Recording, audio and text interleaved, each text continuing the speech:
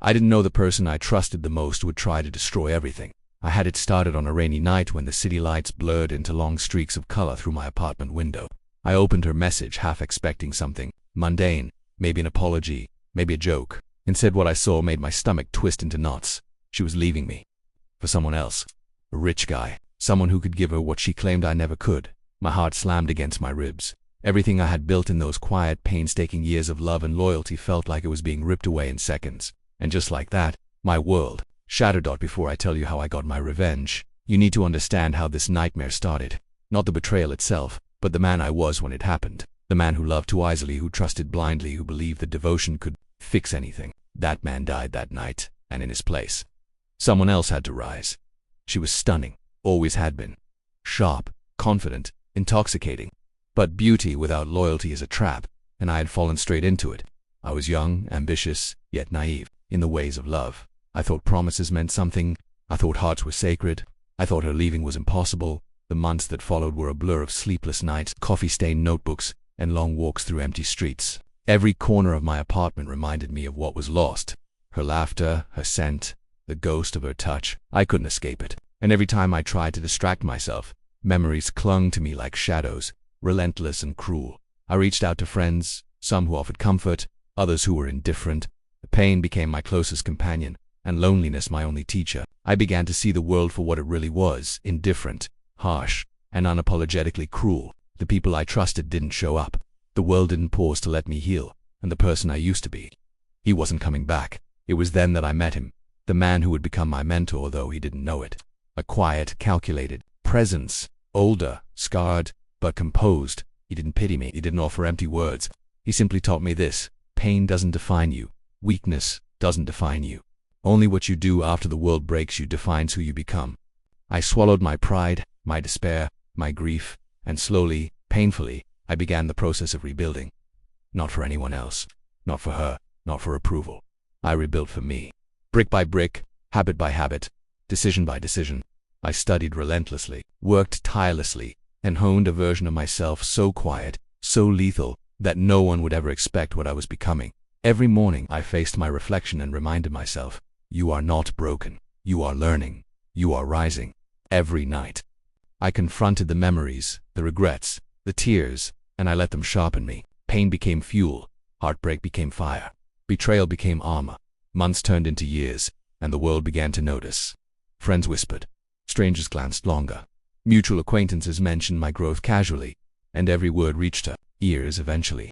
She saw me changing, thriving without her, and somewhere deep inside, a seed of fear planted itself. Then came the message I had been both dreading and anticipating. I need to see you. I didn't respond immediately. I let her wait, let her stew in uncertainty. The man she left was gone. In his place stood someone unrecognizable to her, calm, controlled, untouchable. The meeting was set at noon, in the very cafe where we had first met. She arrived early, nervous, hesitant, her elegance now shadowed by regret. Her eyes scanned me, searching for something familiar, for the man who would forgive her, who would crumble at her feet. But all she saw was the reflection of her choices. A man who had transformed pain into power, betrayal into strength, heartbreak into clarity.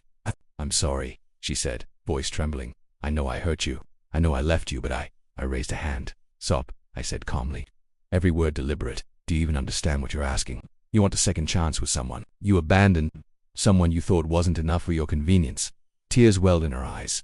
I'll do anything. I leaned forward. I don't need anything from you. I don't want anything from you.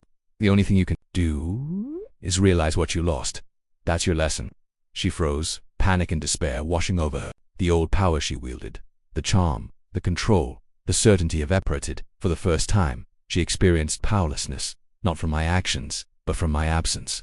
I had built a life she could no longer touch, a life she couldn't rewrite. The months that followed were her unraveling. Every post, every story, every whisper she heard about my success and my calm, fulfilled life stabbed at her quietly but relentlessly. She tried to rebuild her own life, distract herself, seek new love, but the shadow of her own choices haunted her. Every attempt only reminded her she had lost me forever.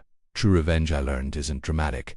It isn't chaos or confrontation. It is living, thriving, and letting the person who wronged you watch their own impotence as you rise above them.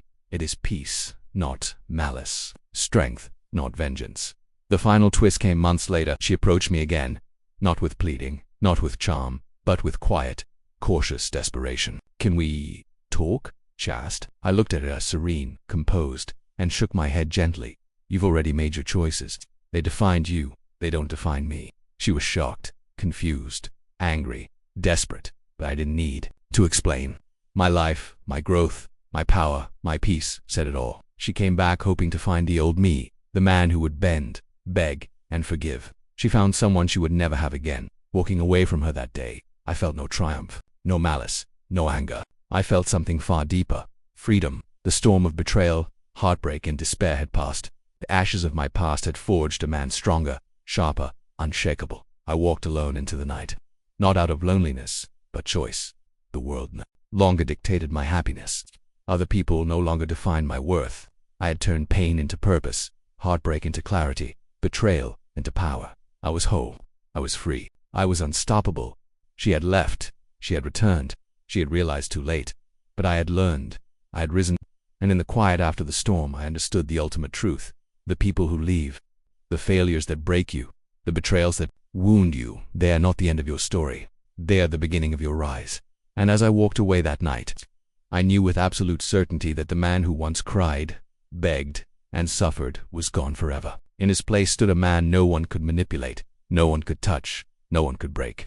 Because every failure had forged him, every betrayal had sharpened him, every heartbreak had empowered him. And that, my friends, is the ultimate revenge. Living so completely, so powerfully, so untouchably, that those who left you are haunted not by malice, but by your strength.